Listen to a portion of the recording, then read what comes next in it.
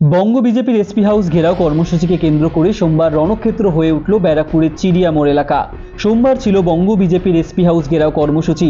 বিজেপির রাজ্য সভাপতি সুকান্ত মজুমদারের নেতৃত্বে বিজেপি কর্মীরা এদিন ব্যারাকপুর পুলিশ কমিশনারেট ঘেরাও কর্মসূচি করতে গেলে বিনা প্ররোচনায় পুলিশের বিরুদ্ধে ব্যাপক লাঠিচার্জ ও কাঁদানে গ্যাসের সেল ফাটানোর অভিযোগ ওঠে।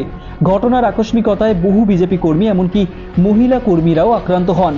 বিজেপি কর্মীদের ছত্রভঙ্গ করতে পুলিশ জল কামানো ব্যবহার করে।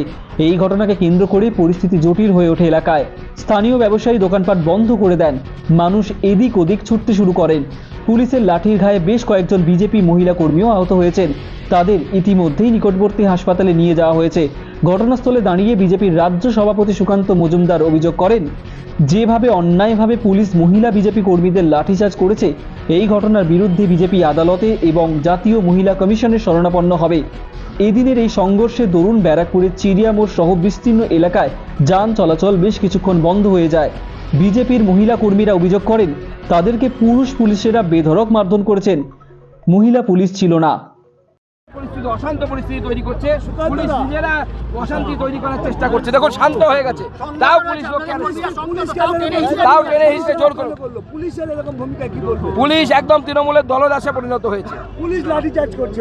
পুলিশ লাঠিচার্জ শুধু করেনি, ঢেল মেরেছে, উইদাউট কোনো প্ররোচনায় জল কামান চালিয়েছে।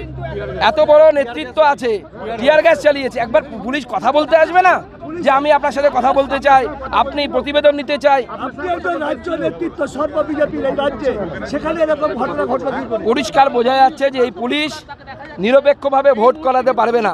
আমি কেন্দ্রীয় নির্বাচন কমিশনকে বলবো এই আঙ্গিকে, এখানে পুলিশ সম্পূর্ণভাবে দলদাসে পরিণত হয়েছে। আমাদের মহিলাদেরকে পুরুষ পুলিশ লাঠিচার্জ করেছে, আহত। এই যে সংখ্যালঘু ছেলে, তাকে কি করেছে দেখুন, মেরে কি অবস্থা করেছে। একে সংখ্যালঘু তুই বিজেপি করিস বলে মেরেছে। ভাবতে পারেন পুলিশের কাজ এটা, যে সংখ্যালঘু বিজেপি করবে কি করবে না সেটা পুলিশ ঠিক করে দেবে? আজকে এই পরিস্থিতি তৈরি করার চেষ্টা করছে। পুলিশ প্ররোচনা দিয়েছে, ছেলে পুলিশ মহিলাদের উপর লাঠিচার্জ করেছে। আমি প্রত্যেক মহিলাকে বলবো, আমি এখনই এখন তো শান্ত হয়ে গেছে, এখনো দেখি টেনে হিসেবে পুলিশ সবাইকে নিয়ে যাচ্ছে। পুলিশ ভীত সন্ত্রস্ত করার চেষ্টা করছে বিজেপি কর্মী সমর্থকদেরকে। ভাবছে বিজেপি ঘরে ঢুকে যাবে। পুলিশ যদি এরকম ভাবে, আমরা অত নিরীহ নই, অত শান্ত নই এবং আমরা অত ভীতু নই।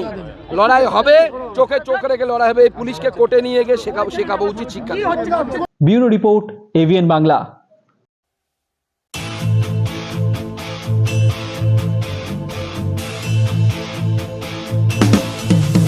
ওই পাহাড় হতে সমুদ্র তটে এই বাংলার প্রতিপদ ঘাটে, নির্বিকার নিরপেক্ষতার সাথে আমরা আছি এই বাংলাতে।